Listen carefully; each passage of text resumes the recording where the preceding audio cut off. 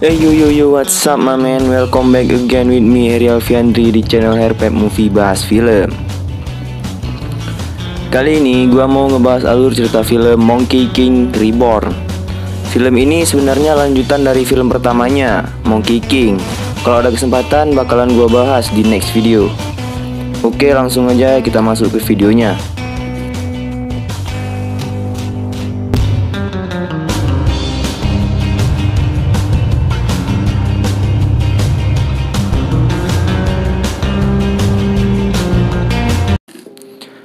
Dahulu kala, Raja Iblis menyerang dunia, dan terjadi pertempuran yang begitu dahsyat sehingga korban pun berjatuhan. Tak tinggal diam, Buddha pun turun dan memenjarakan iblis jahat ke dalam tanah di sebuah bukit. Ternyata, legenda tersebut sedang dibaca oleh Patkai dan Wujing. Tak berselang lama, monyet yang kita tunggu-tunggu pun muncul membawa sebuah mangkuk yang berisikan air. Seperti biasa, mereka berempat pun melanjutkan perjalanannya ke barat. Saat di tengah jalan, mereka menemukan sebuah kuil yang dijaga oleh dua orang bocil laki-laki. Tampaknya, kedua bocil tersebut tidak suka akan kehadiran Wukong, dan begitu juga sebaliknya. Oh ya, dua bocil itu kita sebut Mamat dan Memet aja ya cuy, biar gampang. Singkat cerita, mereka pun diizinkan masuk untuk beristirahat. 太好了！一看，悟空，你等着我了。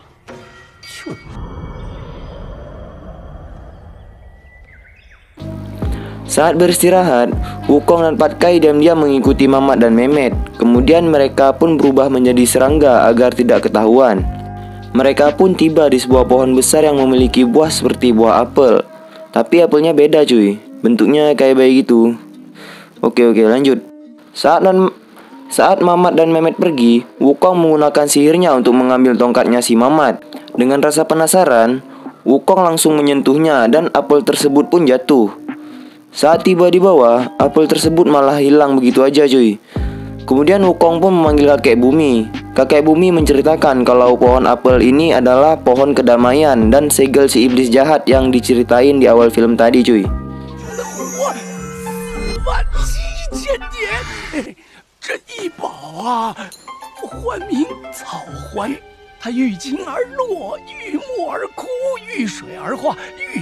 Ternyata Wukong sama Patkai udah nyuri 3 buah apel cuy.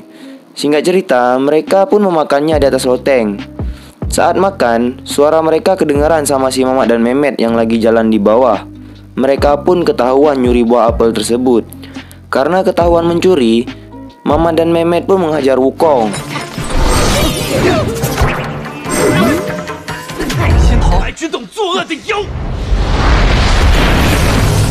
Sisi lain, Kaisar Langit pun turun untuk melihat keadaan di bawah.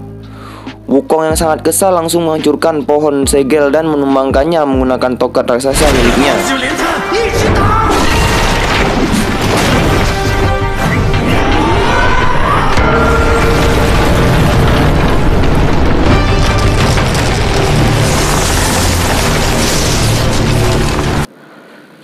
Raja Langit tiba saat pohon sudah tumbang dan langsung mencoba menyegel area pohon. Karena membangkang, Wukong dan kawan-kawan pun diserang oleh Raja Langit. Pertarungan pun terjadi.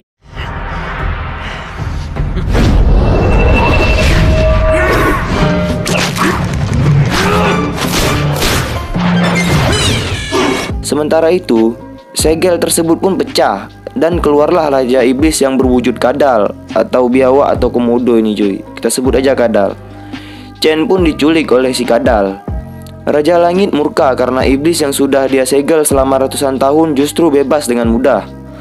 Wukong dan kawan-kawan pun ikutan disegel oleh Raja Langit. Akan tetapi mereka pun dibebaskan karena alasan untuk mencari gurunya yang udah diculik. Tanpa diketahui oleh Wujing, asap putih tersebut pun masuk ke dalam tasnya. Di sisi lain, Chen dibawa ke sebuah bukit oleh si kadal. Setiap jalan yang dilalui si kadal, semua berubah jadi iblis cuy. Karena terlalu lelah di karantina selama ratusan tahun, si kadal pun mencoba untuk tidur. Lagi enak-enak tidur, pasukan asing pun mencoba menyerang si Kadal. Akan tetapi, baru saja melihat mata si Kadal, pemimpin pasukan asing langsung takut dan bersedia mengabdi dengan si Kadal. Pemimpin pasukan asing bertanya apa tugasnya. Si Kadal mengatakan untuk mencari Wukong dan membunuhnya. Sementara si Mamat dan Mehmet pergi ke kerajaan langit dan melaporkan apa yang sudah terjadi ke penjaga istana.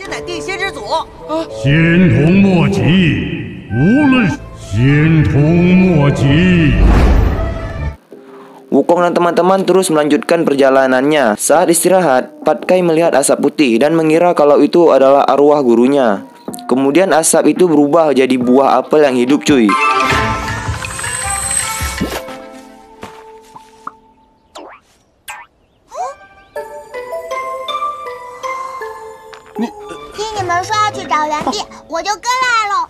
Tapi malah dibuang, cuy, sama si Wukong.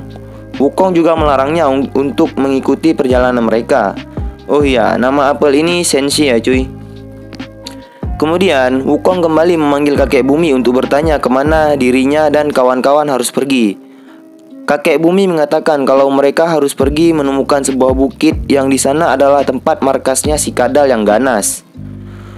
Wu Jing mengatakan kalau mereka sudah tidak begitu jauh. Di sisi lain, si Kadal udah melihat pergerakan mereka dan udah siap melawan si Wukong dan teman-teman. Dan Bisu Chen juga udah disandra sama si Kadal, cuy. Wukong dan teman-teman melanjutkan perjalanan dan Senshi juga ikut. Di tengah perjalanan, Senshi mencium bau makanan dan langsung terbang menuju asal bau tersebut. Saat tiba di sebuah kota kecil, Wukong melihat kalau Senshi sangat suka dengan buah-buahan, terutama apel. Tiba-tiba, awan pasukan siluman Kadal pun datang dan langsung menyerang penduduk desa. Penduduk desa yang dirasuki awan iblis itu berubah menjadi seperti zombie.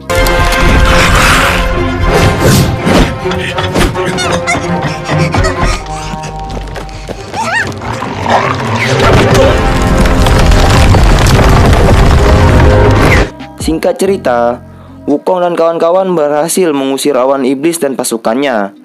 Melihat warga desa yang telah dirasuki iblis, Senshi membaca mantra dan menyalurkan kekuatannya guna menyembuhkan penduduk. Dan Senshi pun pergi mencari makanan untuk mengembalikan staminanya. Karena tidak becus melakukan perintah, pemimpin siluman pun dibunuh dengan cara ditelan oleh si Kadal. Kemudian mereka melanjutkan perjalanan dan berhenti di sebuah kuil besar yang di dalamnya terdapat patung manusia raksasa dan perkasa. Mereka pun memutuskan untuk beristirahat di kuil itu. Saat malam hari, terlihat kalau sebagian kecil awan iblis sudah tiba di tempat tersebut dan merasuki benda-benda di sekitar, termasuk si patung raksasa. Karena sudah terasuki iblis, patung tersebut pun berusaha menyerang Wukong dan kawan-kawan.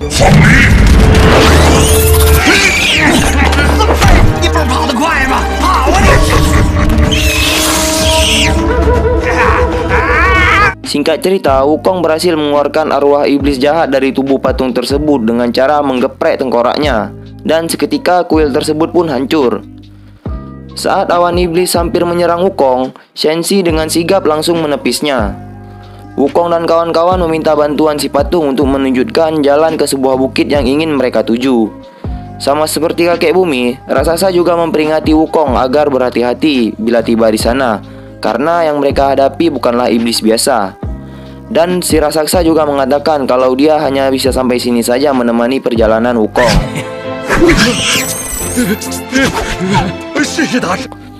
Mengetahui akan kedatangan Wukong, si Kadal dan pasukannya pun bersiap menyambut kedatangannya. Ada fighter, mage, ada tank, yang ada, cuy. Dan si Kadal berubah ke wujud aslinya. Seperti apakah wujudnya? Di sisi lain, Wukong dan kawan-kawan bersirahat di sebuah tebing. Saat Senshi sedang tidur, Wukong diam-diam menyegel Senshi agar tetap aman. Dan Wukong dengan teman-temannya memulai perang dengan si Kadal dan pasukannya yang berjumlah ratusan ribu atau mungkin jutaan.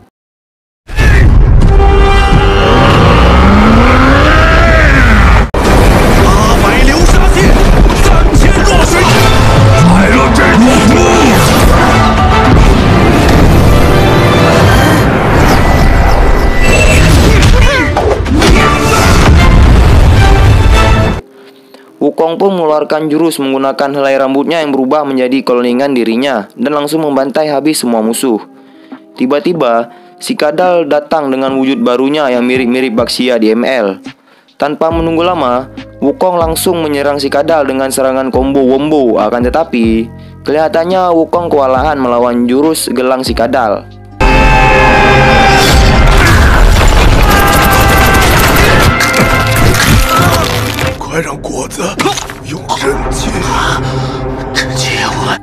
Sementara itu, keberadaan Shenxi sudah diketahui oleh si Kadal. Wukong berusaha keras menghentikan si Kadal, namun sia-sia. Kadal yang udah overpower langsung menghajar Wukong dan kawan-kawan. Sampai Patkai dan Wujing harus meregang nyawa. Kadal berusaha menghancurkan perisai yang dibuat Wukong dengan kekuatan hitamnya. Wukong mencoba melindungi Shenxi dengan sisa kekuatannya, dan Wukong pun tumbang.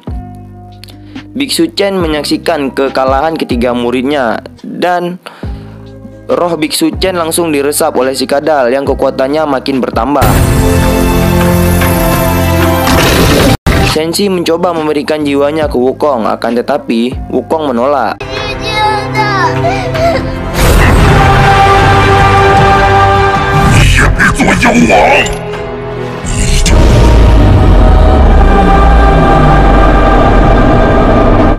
Tiba-tiba, Shenxi mengeluarkan kekuatan penuhnya dan beradu melawan si Kadal. Shenxi hampir berhasil mengalahkan si Kadal. Kadal yang udah overpower berhasil menangkis serangan si Shenxi yang membuat Shenxi lenyap. Kemudian, jiwa Shenxi masuk ke dalam jantung Wukong. Kadal pun melancarkan aksinya yang ingin menguasai dunia dengan kegelapan. Tiba-tiba, Wukong yang sudah berevolusi menjadi monyet yang berapi-api langsung menyerang si Kadal tanpa merasa kesulitan sedikit pun.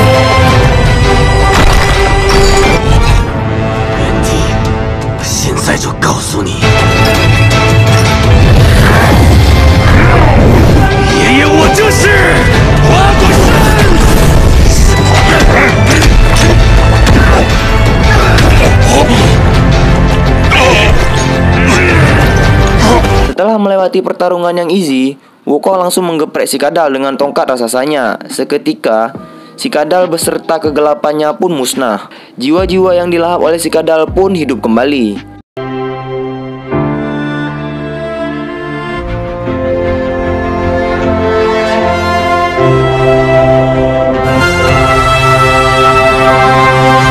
Film diakhiri dengan Biksu Chen yang hidup kembali, dan mereka melanjutkan perjalanannya. Scenes berpindah di mana Shenxi yang dihidupkan kembali oleh peri kehidupan. Walaupun cuma berbentuk asap, Shenxi kemudian menghidupkan pohon apel yang sudah ditumbangkan oleh Wukong di awal film. Dan film pun selesai.